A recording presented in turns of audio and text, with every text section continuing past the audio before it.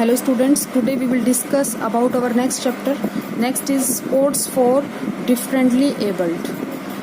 Sports for differently abled chapter बेटा ये differently abled जो वर्ड है ये उन बच्चों के लिए या उन पर्सन्स के लिए है जो कि handicapped हैं, जो mentally disturbed हैं, उनके लिए होता है. ठीक है. और नेक्स्ट वर्ड है हमारा मीनिंग ऑफ डिसएबिलिटी. डिसएबिलिटी का मतलब होता है बेटा disability is an impairment that may be cognitive, development, intellectual, mental, physically, etc. It affects everyday activities of the individual to a considerable amount.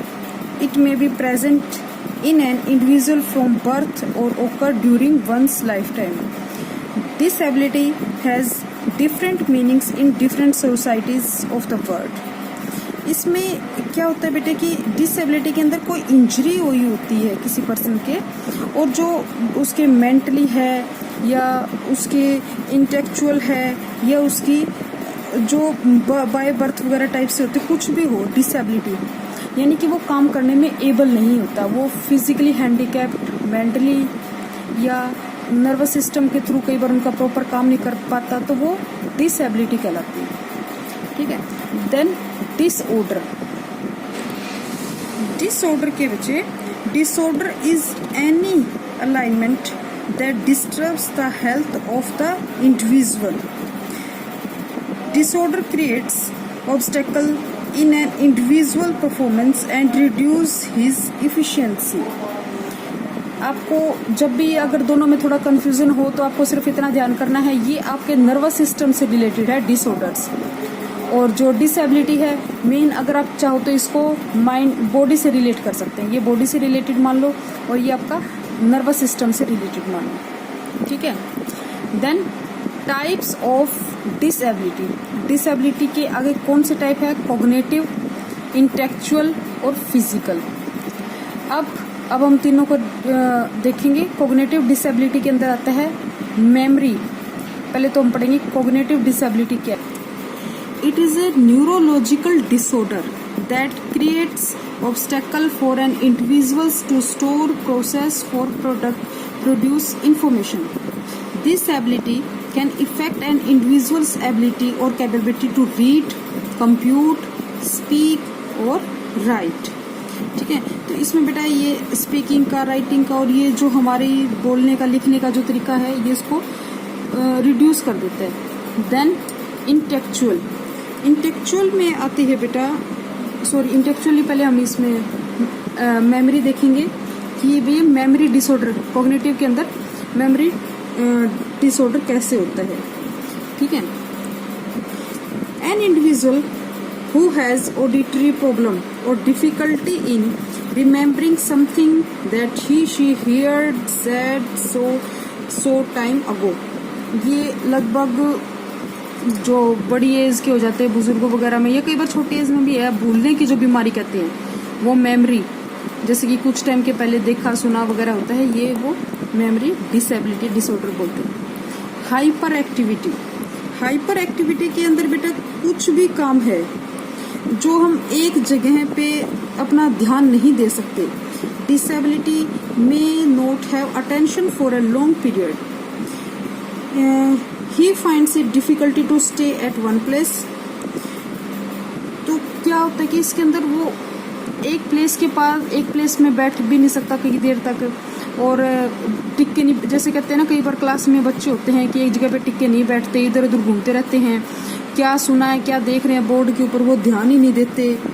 ठीक है. तो वो हाइपर एक्टिविटी में आ जाता है. डिसलेक्सिया मेन तो होती है ये पढ़ने से संबंधित बीमारी को डिसलेक्सिया बोलते हैं वैसे, लेकिन इसके अंदर दे रखा है डिसलेक्सिया में आपकी जो an individual with cognitive disability में एग्जिबिट डिसलेक्सिया.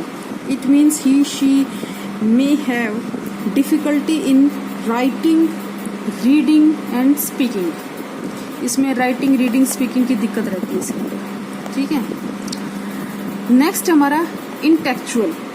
इंटेलेक्चुअल में बेटा जो ये बीमारी होती है begins from before the age of 18 years. और इसके अंदर क्या होता है इंटेलेक्चुअल के अंदर उसमें डिसेबिलिटी रहती है किसकी, limitation both in intellectual functioning, जैसे कि रीजनिंग, लर्निंग, प्रॉब्लम सॉल्विंग होती है, और अडेप्टिव बिहेवियर, ये सारी जो होती हैं ये इंटेलेक्चुअल के अंदर होती है। अब इंटेलेक्चुअल का इसमें जैसे कि कम्युनिकेशन की, money, learning, problem solving, judgement वगैरह की सारी जो रिलेटेड डिसेबिलिटी होती हैं वो इंटेलेक्चुअल के अंदर आ जाती है। देन फिजिकल में बॉडी का कोई भी एक पार्ट वगैरह नहीं होना है, मेन तो वही होता है, लेकिन इसमें देखा है disability is a limitation on an individual's physical functioning, mobility, डिस्ट्रैक्टिया, स्टेमिना, ये जो होती है रेस्पिरेटरी डिसऑर्डर है, ब्लाइंडनेस है, एपिलेप्सी है, स्लीप डिसऑर्डर है, इस टाइप के जो ये हैं सारे ये आपकी फिजिकल डिसऑर्डर के अंदर आ जाते हैं। मोटर डिफिशिएंसी भी इससे रिलेटेड मानी जाती है। मोटर डिफिशिएंसी में जैसे स्पाइनल कॉर्ड है, कॉजिंग पैरालिसिस है, टू सम और to all the limbs, hands, legs, इस टाइप के जितने भी है, ब्रेन डैमेज टाइप से हैं, स्ट्रोक है, सेंसरी इम्पेयरमेंट है, ये सारा आपका फिजिकल डिसेबिलिटी के अंदर आता है। नेक्स्ट हम देखते हैं ये जो डिसेबिलिटीज हैं ये किस कारण से होती हैं।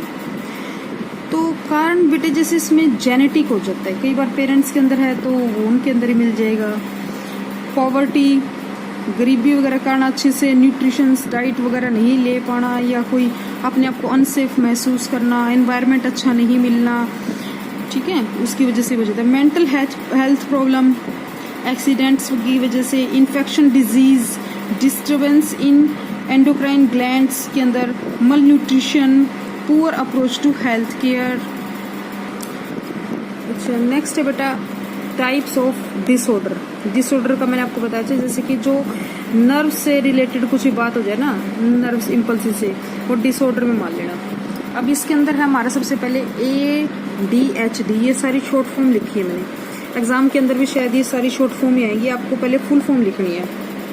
फुल फॉर्म है ADHD के पहले attention deficit hyper activity disorder. ये एक ऐसा डिसऑर्डर है बेटा जिसमें बच्चों का जो मेडिकली जो है वो थोड़े से वीक होते हैं। अब जैसे वो माइंड से रिलेटेड है, जैसे कि ADHD affected children have differences in the parts of their brains and control activity and attention. They may be hyperactive or may be unable to control their impulses.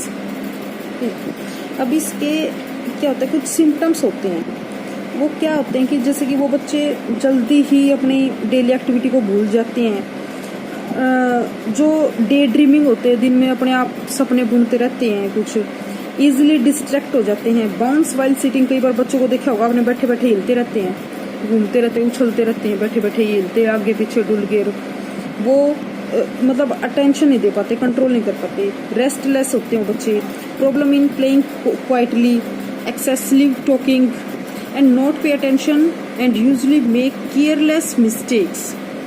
Okay, और जैसे कि adults के अंदर anxiety attacks, जैसे कि anxiety attacks होते हैं, pulses होते हैं, कंट्रोलिंग प्रॉब्लम होती है उनको एंगर के ऊपर, सेल्फ स्टीम लो रखते हैं अपनी, रिमेन अनरिकॉग्नाइज्ड रहते हैं, फ्रस्ट्रेटेड रहते हैं, और मतलब उनको रीडिंग वगैरह में और कंसंट्रेटिंग में काफ़ी दिक्कत आती है। देन नेक्स्ट हमारा SPD, ये है बेटा sensory processing disorder.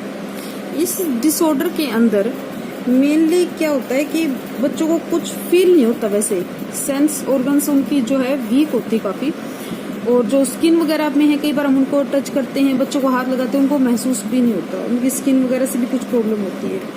In some sort of neurological traffic jam that prevents certain parts of the brain from relieving the information required the interpret sensory information accurately.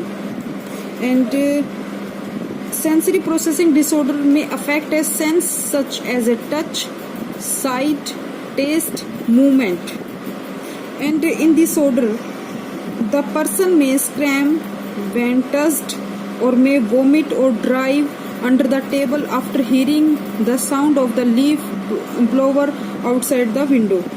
कई बार इस केस के अंदर हम देखते हैं कि उनको एक्सट्रीमली जो है, कई बार क्या होता है कि वो सहन नहीं कर पाते, दर्द वगैरह है, ठंड है, या उनको कुछ पता भी नहीं होता कई बार इस डिसऑर्डर के कारण। ये क्या है कि कॉजेज क्या है इस डिसऑर्डर के, लगभग कॉजेज है ना, आप लोग देख लेना सेम ही मिलेंगे। जेनेटिक है, लो बर्थ वेट है, एनवायरमेंटल फैक्टर, फिजिकल कॉजेज है। नेक्स्ट है बेटा autism spectrum disorder, ASD। Autism के अंदर बेटा आपके माइंड से रिलेटेड है सब कुछ। The word spectrum refers to the range of the symptoms and their severity.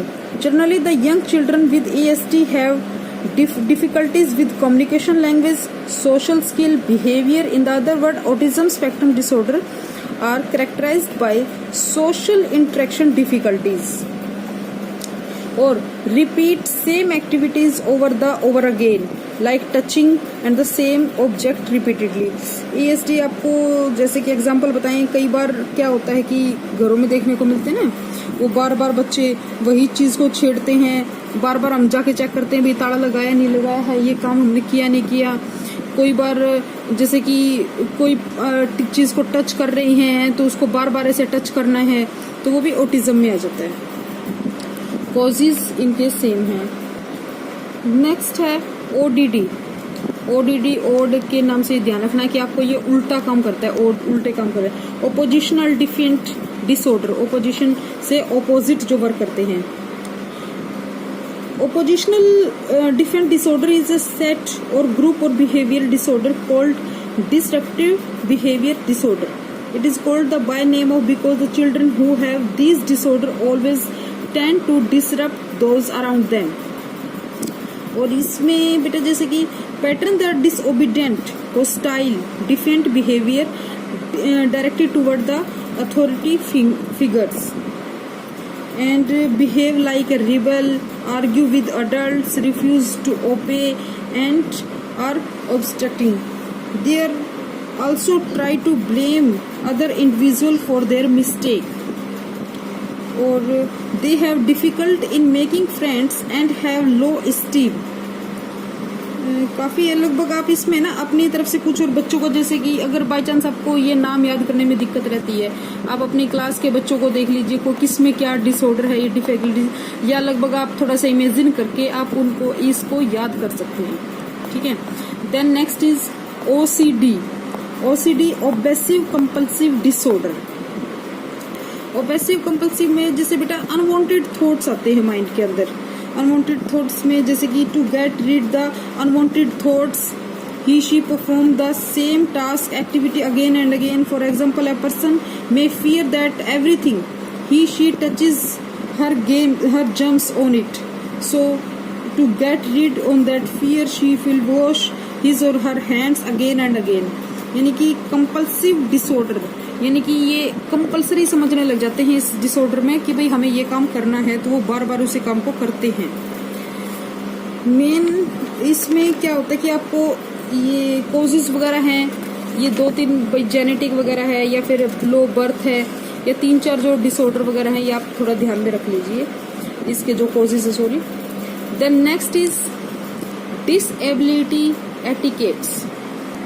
Etiquettes में बेटे disability etiquette is a set of guidelines dealing specially with how to approach persons with disabilities. Physical contact should be avoided. और इसमें disability etiquettes हैं। A person with disability rather than disabled persons avoid the outdated words like handicapped, retired, physically challenged, differently abled. For a person refers to person who are blind rather than the blind person. Okay. Then shake hands appropriately. Give them visual impairment. Always identify yourself and others who may be with you.